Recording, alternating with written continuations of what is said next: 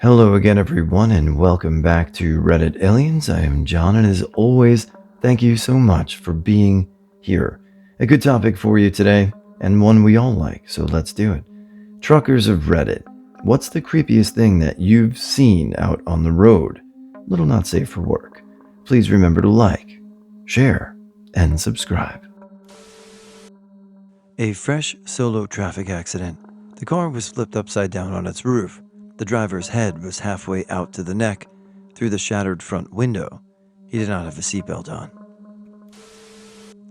I've been hauling superloads on the East Coast for about 5 years now. I have my fair share of stories, but some of the scariest shit you see is how other drivers secure their loads.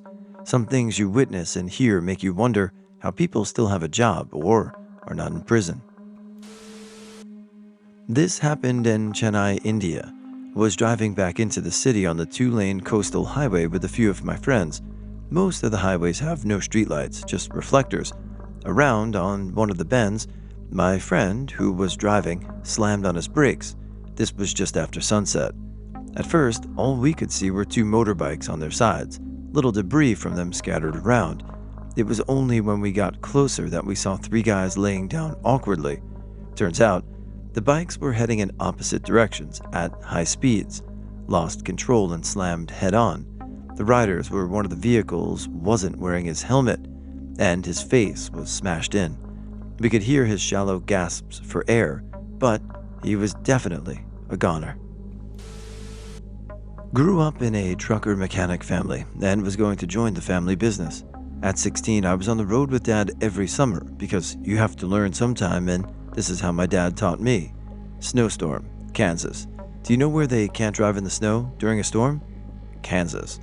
White knuckle tight as I pass wrecks and cars and other tractor trailers who have jackknifed.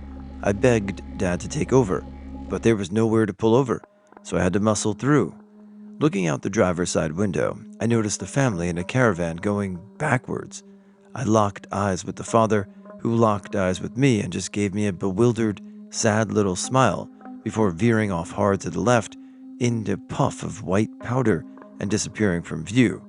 I'm sure they were fine, but I can still see his face to this very day. It's funny how people react to certain weather. Like if it's a snowstorm and I'm, from Long Island, I'm like, oh, look at these people. North Carolina gets an inch of snow and the whole state shuts down and they're like, can't do it. But then somebody who lives in Buffalo or Minnesota, they laugh at Long Island snowstorm. So it's a matter of perspective, but glad you learned on the job. Was driving in my car with my girlfriend down the Jersey Turnpike at night. Up ahead, a large glow. As we got closer, we realized it was an 18-wheeler completely engulfed in flames, stopped in the right lane. Driver nowhere to be seen. Called it in. Don't know what happened to the driver.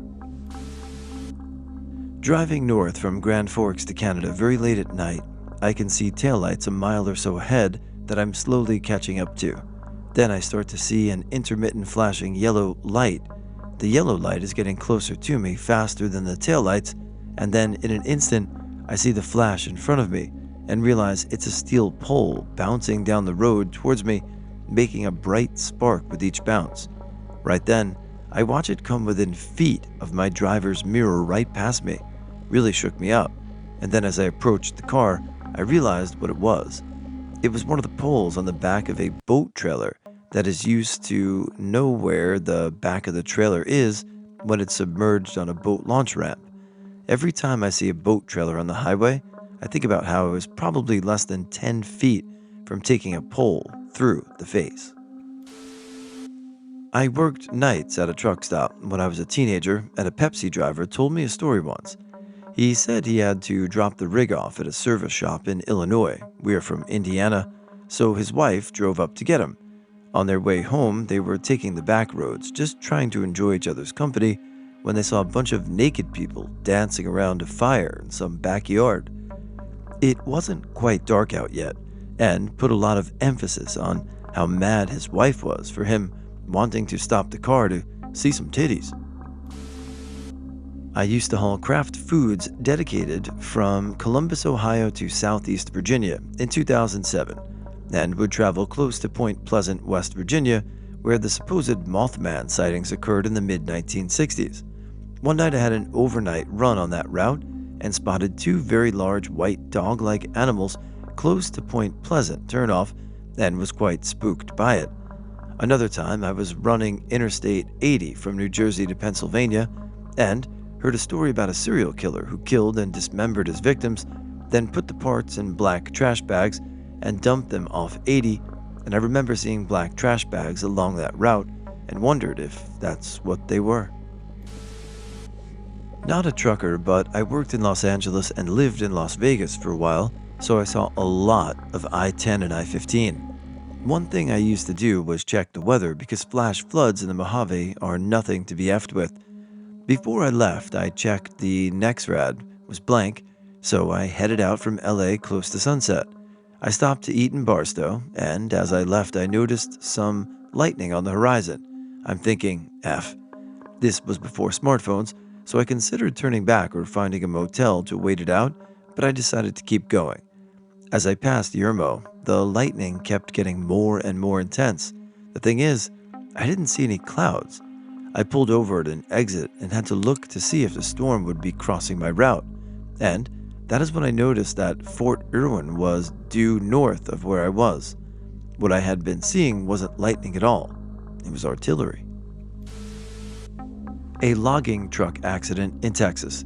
It totaled 3 semis altogether, and multiple logs went through the backside of a cab and likely smashed the driver in front or decapitated them. Minimum of 3 fatalities were on the news for that accident, and I felt awful seeing the debris and damage. I'm terrified of log trucks now, and I'm OTR through many states. It had the final destination feel to it. Not a trucker, however, I have driven across the country multiple times. I watched a man run several people off the road in his old Ford pickup.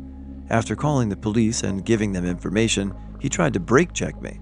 When I went around him, he had the most sinister smile and huge black eyes. Maybe it was the sun or my mind playing tricks on me, but I will never forget how dark and empty they were. Still gives me the creeps to this day. When I was traveling through East Texas, around midnight in the early parts of '03, a very bright light lit up the sky enough to not have to use the lights on my vehicle. I'd left my lights on. The traffic on the highway came to a standstill with people pulling off onto the side. As soon as I started to do the same, this starlight flew right over the top of my vehicle without making any noise. It made some very erratic movements, then disappeared behind some trees. I was traveling to Florida one night on this really old highway in the middle of nowhere. I had just passed an 18-wheeler and, out of nowhere, this huge object runs out into my lane. The highway had a very steep embankment on either side, so it either ran really fast or was sitting there for some time on the side. I did not even have enough time to react. It happened so fast. We all think it was an alligator, but it looked like it was shape-shifting right before I hit it. Driving truck, delivering appliances in Connecticut on a road myself and my helper had driven hundreds of times. We were between stops, and from point A to point B, it should have taken us 20 minutes to get there. At some point, it dawns on me that I've been driving for well over an hour, and it had been. We were still between point A and B, no unusual traffic, nothing out of the ordinary besides missing an hour plus of time. If I were by myself driving, I might have dismissed it, but my partner had experienced the same thing, right alongside me, and equally bewildered. Now, I usually tell this story as I was abducted by aliens once, but I rightly don't have any explanation for it, because it's just a lost time event experienced by 2 dudes in a truck. Time loss is pretty wild. I feel like I've experienced it, but I don't know if it's just been completely gone from A to B. I've definitely been on drives and then I'm in my driveway and I'm like, how did I get there? Wow. I'm not a trucker, and this may be kind of spooky, mostly gross though. The town I grew up in had a chicken processing plant on the one end of town, so they have the chickens shipped in and butchered and processed for packaging on site. On the other end of town is the rendering plant, so trucks get loaded up with the remains of whatever is not packaged for consumption, innards, blood, bones, etc., and sent off across town to the rendering plant for disposal. One night in 2008, a truck left the chicken plant and headed through the main drag of town down to the rendering plant. It was only when the truck arrived that the driver realized a valve on the truck had somehow released, leaving chicken guts, blood, and all manner of other chopped up bits all the way through town on the main street. We were driving up from Baltimore to Pennsylvania, somewhere just outside of Towson. Right before dusk, I see a pickup truck pulled over on the side of the highway, and a man, the driver presumably, is kneeling in some tall grass, maniacally chopping and hacking away at something on the side of the road. I say, "What the F is this dude doing?" Immediately, assuming the worst is happening after years of brain rot from horror movie overconsumption. As we get closer, it becomes apparent he was quartering a roadkill deer on the side of the road. It was wild to see in broad daylight on the busy highway. Not creepy, but scary at the time and funny now. My dad was a trucker, and he stopped at a rest stop up north. He said they were pretty busy, full, so he found a place to park. It had been heavily snowing, so the ground visibility was zero. He hopped in the back and went to sleep. A few hours went by and he heard a train coming and the horn blaring woke him up. He stuck his head up front to see a train light through his driver window coming straight at his truck. He hopped up front to move his truck, but going from half asleep to full adrenaline-pumping terror, he had miscalculated how close the train was, and it was seconds from impact. He said all he could do was hold the wheel and scream. He said he screamed, staring into the big light as it came right at him, and then started turning a few degrees and completely missed the front of his truck by a few feet. He had parked over the top of the tracks without realizing it. By luck or by miracle, the train hit a track change that set it down another set of tracks. He said if he had let his truck roll just a few more feet forward, it would have taken him out.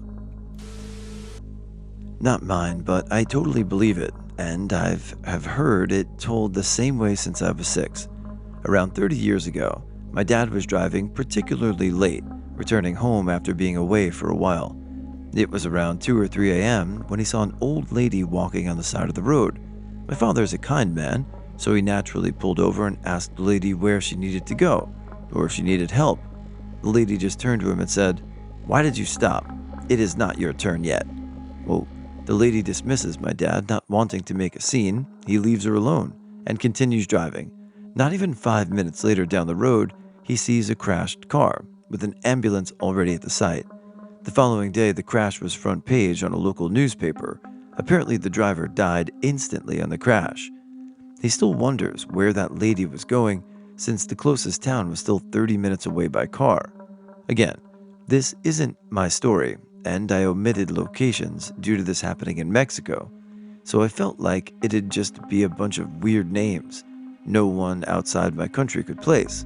But if anyone has any questions, I could ask my dad for more details. Fair warning, he likes to ham things up, so more details on the lady might be shoddy at best.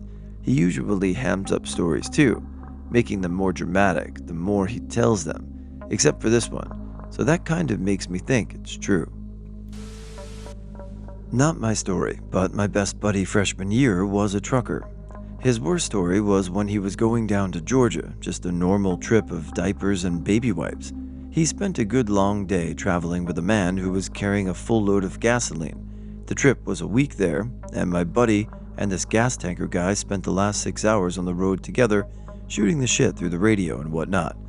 After nearly a full day of talking, my buddy gets a call from the tanker guy, and my friend says the words made his blood run cold. "Hey buddy, my brakes are out." My buddy gets on the radio, lets the other truckers know. They try to cordon off the passengers behind him while police can make their way ahead of him, clearing the road. My buddy loses line of sight and they shut down the freeway, as there's now a very large bomb with no stopping power barreling down a popular freeway. They get all clear to go ahead and the situation has resolved. And by the time my buddy gets to the emergency stop section of the freeway, he sees that the entire section is now a 50-foot wide crater, metal and dirt everywhere. But there was not a single injury or casualty, save for the brave tanker guy who dove headfirst towards his death to prevent any others. My dad used to drive trucks, and he used to tell the story of his scariest time on the road. I'll try to do the story justice. Dad. So, he drove trucks while I was about 5 and my brother was 3.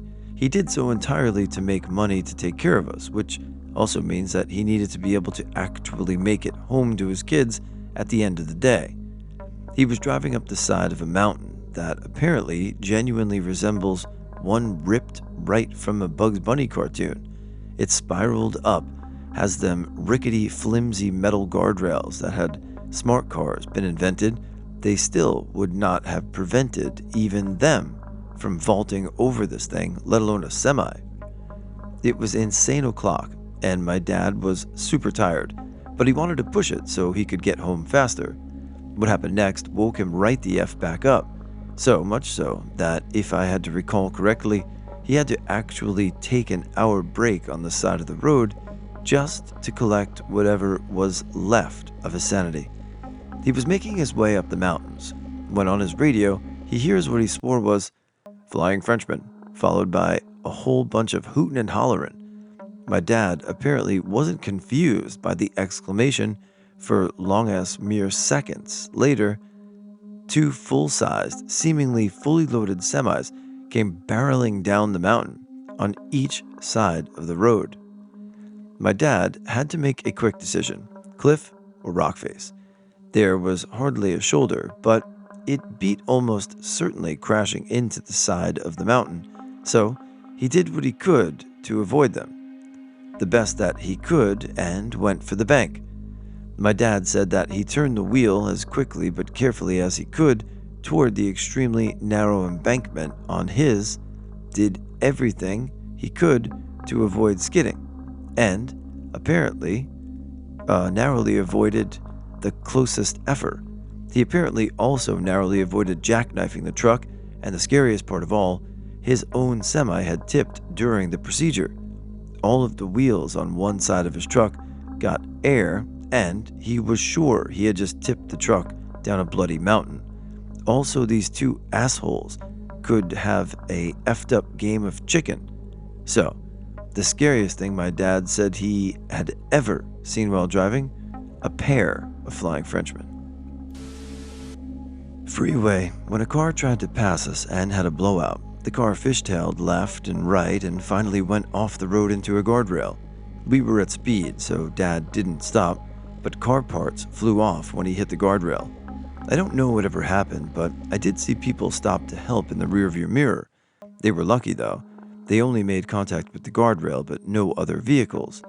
We were carrying 75,000 pounds of mail, so we were lucky not to make contact because it would have been ugly.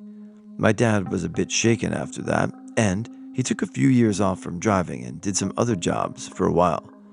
I know my brother lost a truck, but I don't know the circumstances, so I can't elaborate on that. In December 2021, I was driving over a bridge when I got hit by a semi-truck. My car was totaled. The driver didn't see my small dark blue car and merged into my lane. Luckily, I was unhurt, but the car was damaged beyond economical repair. Well, it's good to hear that even though you were involved in an accident with a semi, that you came out relatively unscathed. I mean, the car being totaled is not shocking, but, your life and health mean more, so hope you're alright. Not a trucker, but I drive enough around the country to have seen some weird stuff. I was driving somewhere in southwestern Mississippi, near the Homachito National Forest on a foggy night. I was headed back toward home to Texas after a work assignment when I saw a beat-up old Dodge pickup going the opposite way, turn around fast, and start catching up. It was dark, but my headlights caught the occupants well enough to get a good look. When they had passed me in the opposing lane, they appeared to be nude, large men, and they were now closing on me at high rate of speed. I definitely didn't want to stick around and see if I could hear the Deliverance banjo music, so I flipped on my spotlight, cut my other lights, and so I'd be less visible from behind, and punched it. made sure I didn't take any dead-end turns with the GPS, and kept it at about 90 to 120 miles per hour until I knew I'd lost them. Definitely the most overtly creepy encounter I've had. My dad drives truck. He once saw a man run across the freeway bloodied all over. The next day, a detective called him because there was no one found, and there was no blood splatter on the ground where he said he saw him, near an overpass bridge. He makes sure to tell everyone that he tells this story that it was 100% and 100 miles into his route, so he wasn't tired.